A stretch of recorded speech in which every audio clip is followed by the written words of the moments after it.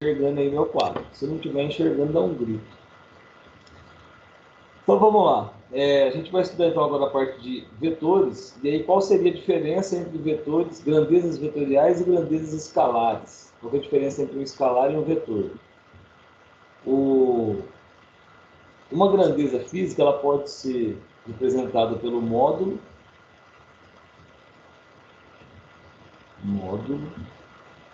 direção e sentido. Essa é uma grandeza física vetorial, que tem as três características. A grandeza escalar, ela tem só o módulo, então ela vai ser representada só com um valor mais a unidade, certo?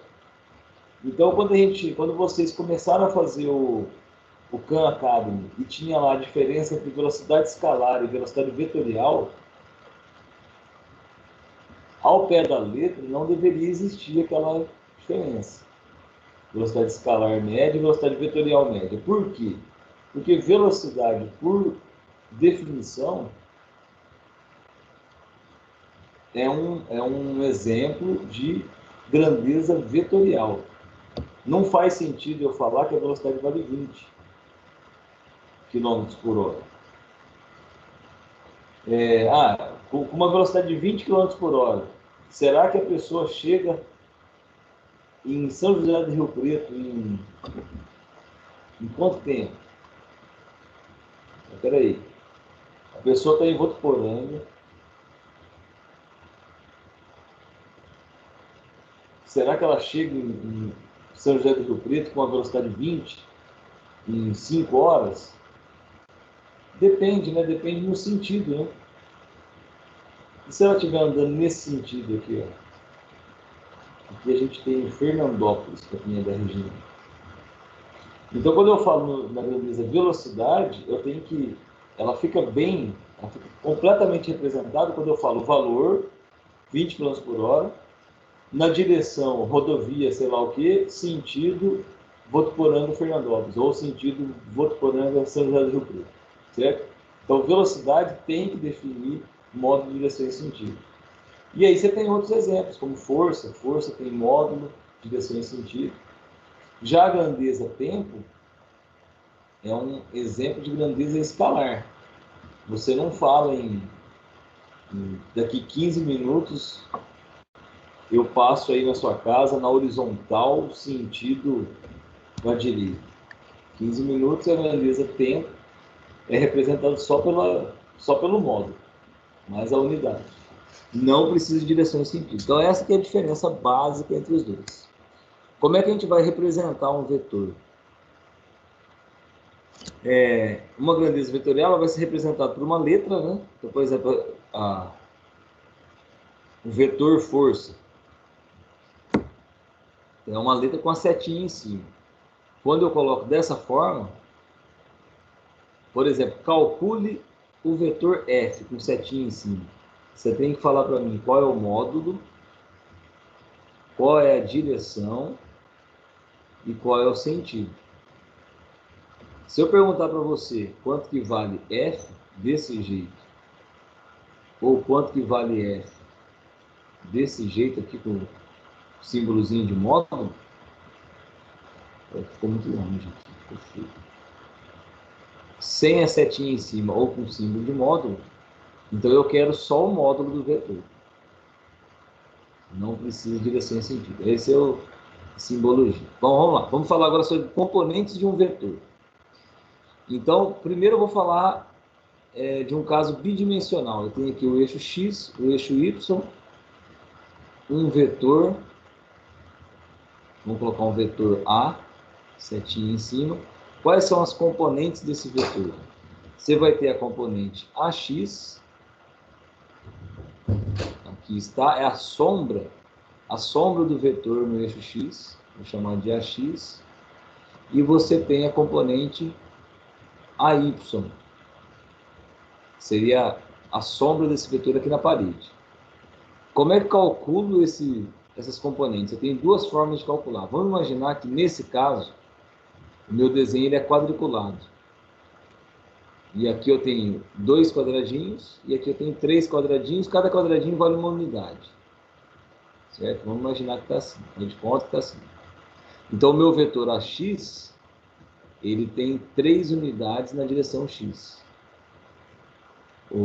A componente AY tem 3 unidades na direção Y. Então, eu posso representar o meu vetor A com 3 na direção X chapéu, mais 3 na direção Y chapéu. O livro que eu indiquei lá, as páginas do Halliday que eu indiquei para leitura, ele usa o I e o J no lugar do X. Outra coisa, se a componente X estiver para a esquerda, aí você vai colocar menos 3x. Se a componente Y estiver para baixo, você vai colocar menos 3y. Aqui eu fiz errado, tá, gente? Eu desenhei uma coisa e fiz outra. Deixa eu arrumar aqui, peraí. O Y. O Y eu desenhei com 2 quadradinhos. Então é 2 na direção Y, 2 na direção Y. Beleza. Uma outra forma de calcular as componentes do vetor, você tem aqui o eixo Y, o eixo X, o teu vetor B, e aí em vez de ter um quadriculado, é dado um ângulo. A componente BX, que está aqui na horizontal, e a componente BY vai ser calculada da seguinte forma. A componente BX, se você olhar para isso aqui como um triângulo, o BX é o cateto adjacente. E eu uso cosseno, né? Cosseno que é cateto adjacente sobre hipotenusa. Então, BX vai ser o B vezes o cosseno. Já o BY, esse tamanho aqui, ó, ele aparece aqui, ó. É o cateto oposto. Seno é cateto oposto sobre hipotenusa. Então, BY pode ser calculado assim. B vezes seno θ. Aí você tem as componentes. Quando é dado o ângulo, não é dado o quadriculadinho. Uma outra coisa importante que a gente tem que saber é sobre o vetor unitário. O vetor unitário seria o seguinte, seria um outro vetor que tem a mesma direção e o mesmo sentido desse. Como é que você faz isso? Você divide esse vetor aqui, ó, pelo módulo dele. Então, aqui eu tenho, na verdade, o vetor F, que tem 3 na direção X e 4 na direção Y. O módulo do meu vetor F, como é que eu calculo? Eu enxergo isso aqui como um triângulo. Então, eu tenho um triângulo que um cateto vale 3, o outro cateto vale 4, e eu quero a hipotenusa. Certo? Aqui eu coloquei um triângulo fácil, para a gente não perder tempo fazendo conta, mas hipotenusa ao quadrado, cateto ao quadrado, mais cateto ao quadrado. Certo? Seria essa a conta, mas não precisa, porque é o triângulo 3, 4, 5. Então, o módulo é assim. O meu vetor unitário, que tem a mesma direção que esse vetor aqui, vamos chamar ele de F', vai ser 3 dividido por 5, na direção X, mais 4 dividido por 5, na direção Y. Então, esse vetor aqui, ele tem a mesma direção que esse vetor. Então, essa é a regrinha que a gente vai fazer. Se precisar achar o vetor unitário, você calcula o módulo do vetor, que nada mais é do que a hipotenusa, quando ele está representado assim, como componentes. Calcula o módulo, calcula a hipotenusa e depois divide cada uma das componentes divide por esse módulo. Vamos para frente. Soma de vetores. Para somar 2 vetores, ou mais, eu tenho 3 regrinhas, e você vai escolher a regra que você quer usar de acordo com o enunciado. Então, por exemplo, eu tenho um vetor A e um vetor B. Como é que eu somo esses dois vetores? Lembrando o seguinte, quando a gente fala em vetores, a gente está falando em módulo, direção e sentido. Então, se eu falar para você, ó, esse vetor vale 3 e esse vale 3, 3 mais 3 não dá 6, certo? Porque 3 mais 3 seria uma soma de escalares. Eu tenho que somar agora módulo, direção e sentido. Vamos ver quais são as opções. O que a gente vai fazer aqui? Preciso dar uma apertadinha estranha. A regra do polígono é aquela regra que você tenta desenhar um polígono com os vetores. A vantagem dessa regra do polígono é que você pode fazer com vários vetores. No caso aqui eu tenho o vetor A e B, tanto faz a ordem, mas eu copio o vetor A, ó, faz de conta que está igualzinho, mesma inclinação, mesmo tamanho, mesmo sentido, e na sequência você copia o vetor B. Certo? Vetor B. Até a mesma cor, estou brincando, tá? A cor não tem nada a ver, não. E aí você vai desenhar um polígono, ou seja, saiu daqui, deu a volta e chegou aqui. Aí que entra aquela discussão lá do começo do curso, né? Velocidade média escalar, velocidade média vetorial. Se você calcular o tanto que você andou realmente, você usaria isso para calcular a velocidade escalar média. Agora, se você quer a velocidade vetorial média, você vai sair daqui e chegar aqui, não dando a volta, mas cortando o caminho. Esse cortar caminho é o que eu vou chamar de vetor soma, ou vetor resultante. É a soma de A com B, certo? Então, percebe, ó, regra do polígono, você desenha um vetor com a extremidade dele na origem do próximo. Se tiver vários vetores, você vai desenhando. O que sobrar, você fecha o polígono. A segunda regra, que é a regra do paralelogramo, você vai desenhar os dois vetores, mas agora com as origens em comum. Então, está aqui o vetor A, está aqui o vetor B, ó, mesma cor, ó, tem que ser a mesma cor, senão dá errado. Brincadeira, não tem nada a ver. Aí, a partir do B, você traça uma paralela ao A. Vocês vão desenhar melhor que eu, que vocês são tudo quase engenheiros já, né? Olha lá, a gente bota que está a partir do A paralelo ao B, a partir do B paralelo ao A. Aonde cruzou essas duas paralelas, daí o nome paralelogramo. Onde cruzou, você tem o teu vetor resultante. Olha lá, esse é o teu vetor resultante, vetor soma, vetor A mais B. Percebe que o desenho deu igualzinho dos dois, eu só usei regra diferente. Certo? O desenho dá igualzinho. Até a cor saiu igual, olha só que coisa.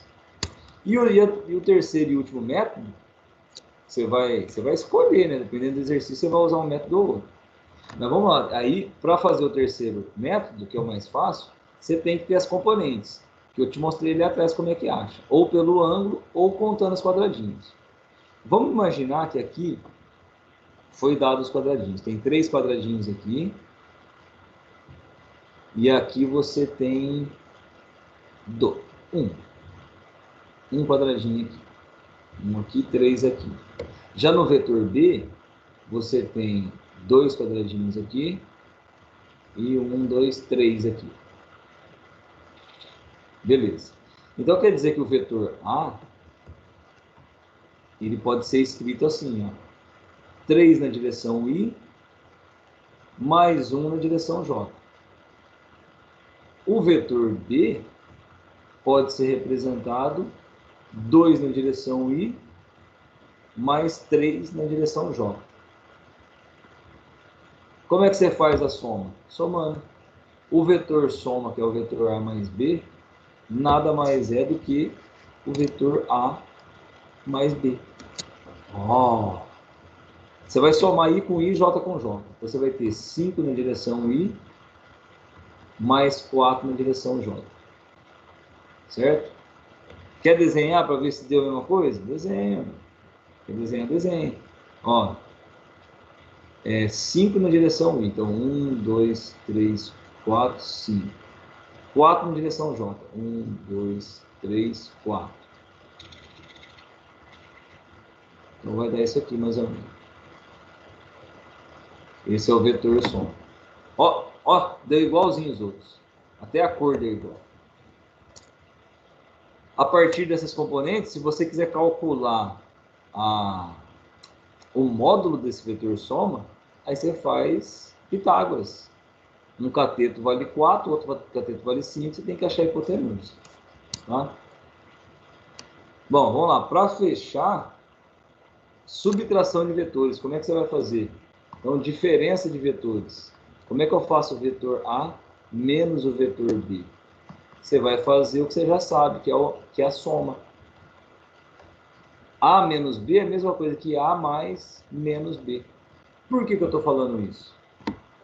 Eu estou querendo dizer que A menos B são as mesmas regras que eu aprendi lá para soma, só que eu vou somar com o inverso de B. Então, por exemplo, se esse é o A e esse é o B, como é que eu faço A menos B? Eu copio o A e copio o inverso do B. Chamo ele de menos B. E agora eu faço A menos B. Certo? Do jeito que eu desenhei aqui, eu fiz a regra do polígono. Então eu saio daqui, dou a volta e chego aqui, cortando o caminho. Esse é o vetor diferença A menos B. Certo? E para fechar, como é que a gente calcula o módulo do vetor soma? Porque eu mostrei para vocês um caso. Eu mostrei um caso que é quando os vetores são perpendiculares. Esse aqui é nosso símbolo de perpendicular. Quando eles são perpendiculares, o módulo do vetor soma é o cálculo da hipotenusa.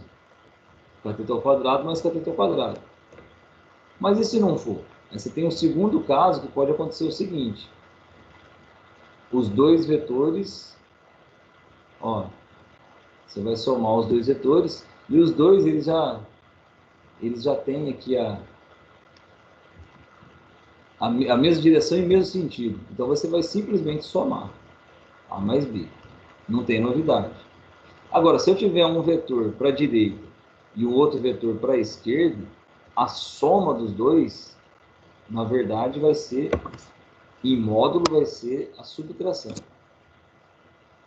Tem um quarto caso particular, que é quando você tem dois vetores iguais, e um ângulo entre eles de 120 graus. Aí a soma é o próprio vetor. Pode ser o A ou o B, porque eles são iguais. Esses são casos particulares. E se não for nenhum desses casos? A gente vai ter que partir para uma regra geral, que é a lei dos cossenos.